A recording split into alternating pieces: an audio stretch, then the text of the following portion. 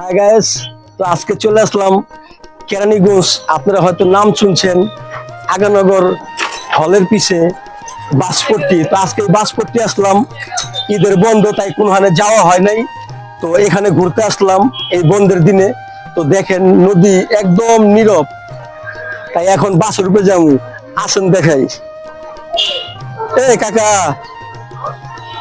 ভালো আছেন? বাড়িতে যান নাই? হ্যাঁ, ও গেছিলেন? তো কবে আসলেন? আজকে আজকে 3-4 দিন কোনো বাড়ি ঘর নাই। কেন কাকা বাড়ি ঘর নাই? কাকা মনটা খারাপ মনে হয় আপনার?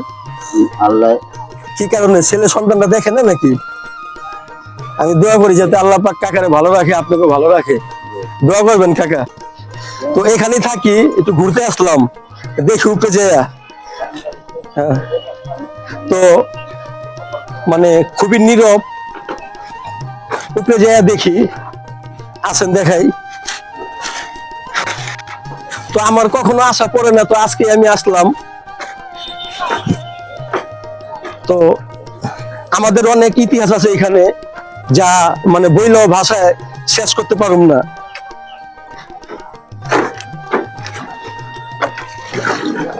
ওরে বাবা রে বাবা, ওই দেখেন কেমন করে।